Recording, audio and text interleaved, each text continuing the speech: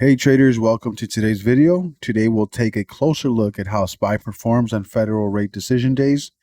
We'll be diving into the daily and the open and close prices for the past 9 FOMC meetings dating back all the way to March 2022.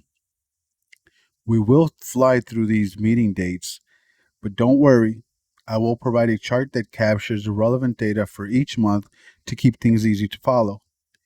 We will be zooming into the 30-minute time frame, and there you will see the full daily range highlighted in light green and the open and close prices in blue. This kind of analysis may uncover some profitable trading opportunities, but one thing it will do is provide valuable insights into how SPY performs on rate decision days. And to make things even easier for you, I will provide timestamps for each month so you can easily jump to the data you're interested in. Don't forget to subscribe and like the video to stay up to date with the latest content. Let's jump right in together. Beginning with March 2022, we have some pretty straightforward data. The entirety of the range for that day was 10.88, and the open and close range was 5.72. To the left, we have the easy to follow chart, and the yellow bar is going to be the cumulative average of the entirety of the day's range. A few things that are important to note is that we will not cover the pre-market nor the after hours. We will focus primarily on the US session, and we will not take into account any positive or negative closes. We're only looking for what the price action may suggest as far as range goes, and if there's any similarities or tendencies that we can uncover moving forward. So with that being said, we'll move on to the next chart. Looking at May 2022, we see that the range for the day was quite significant, almost 16 points, and the open to close was just under 12 points. If we look to the left, we see the averages start to take shape as we put in more data.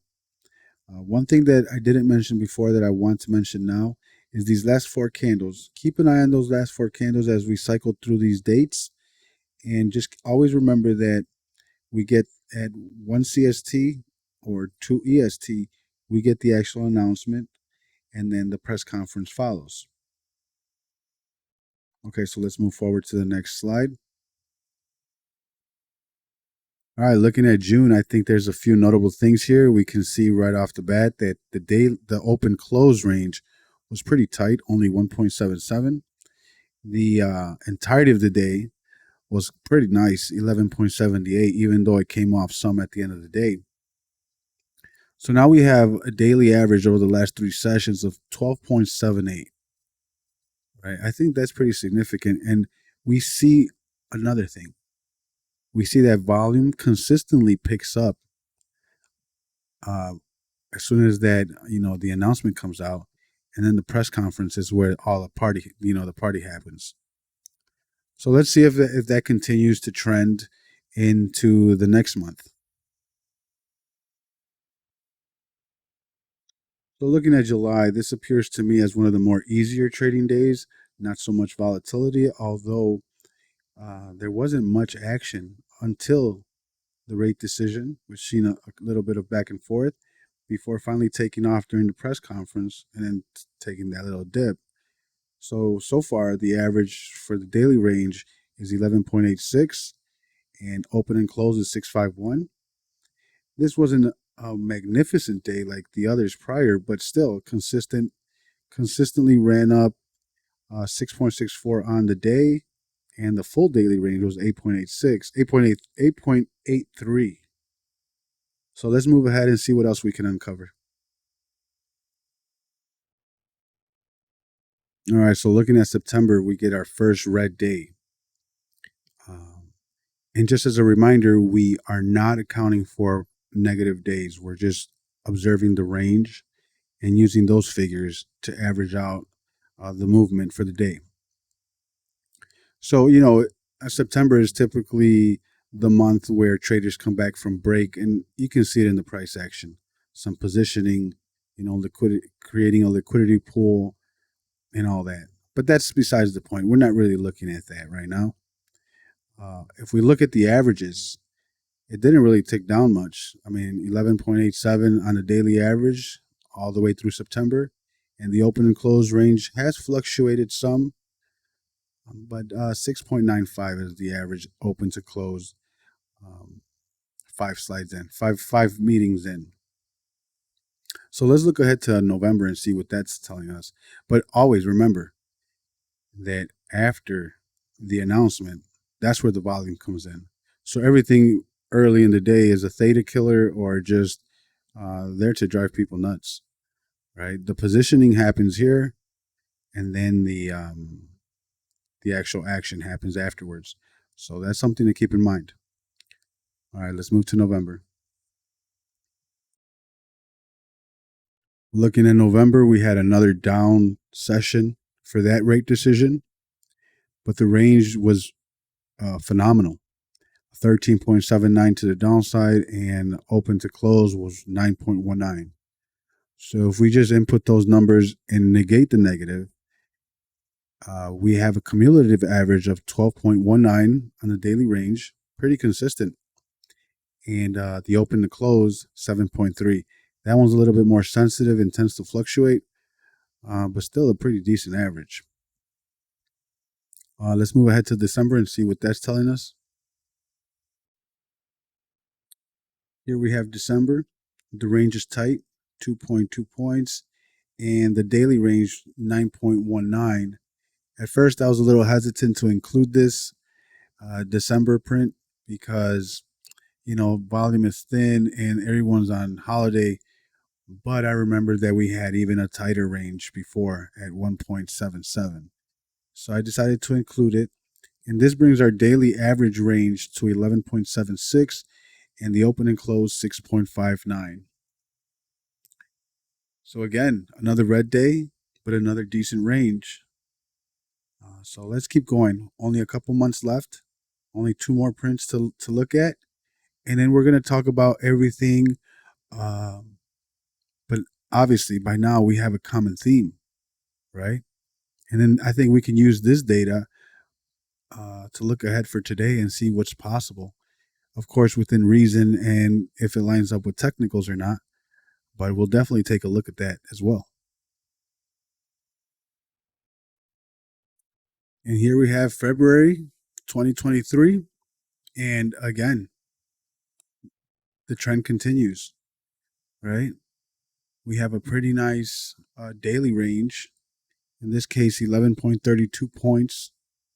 And from open to close, 5.58, which brings our open to close average to 6.46, tick down a little bit. And the daily average range at 11.71. We see that common theme. It's continuous, So I think this is really uncovering something that traditional analysis may overlook.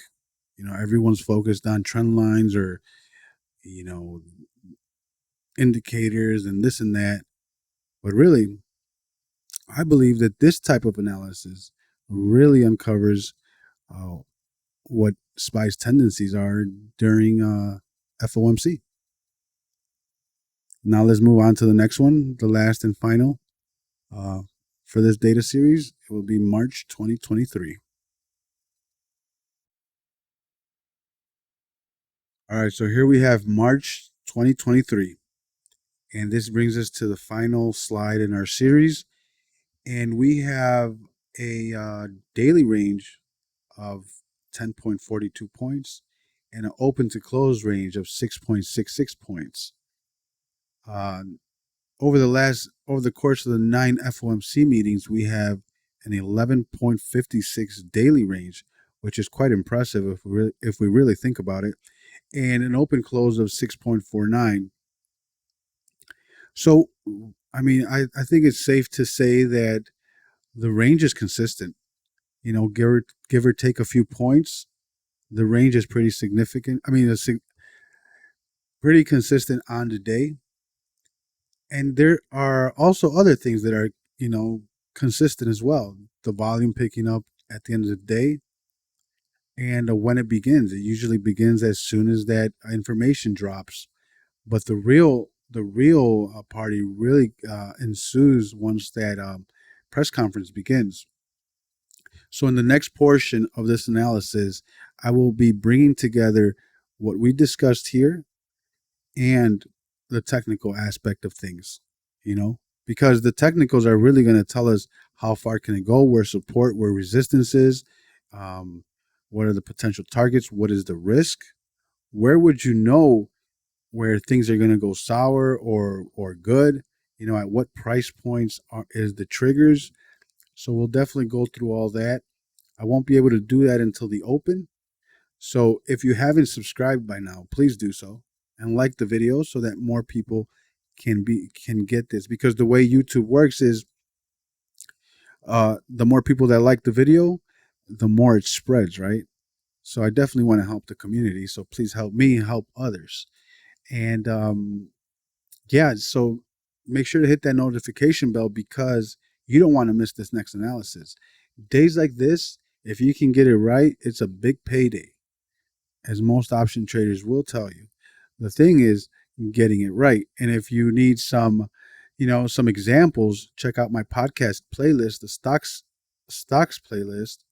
And I got Amazon and Google during earnings before the bell. I mean, before the earnings, and how I was able to analyze both those stocks. And I'll do the same with SPY. Right? To me, it's nothing different. Um, so I have a pretty good idea of how things will play out, but to refine my analysis, I do need to see the open.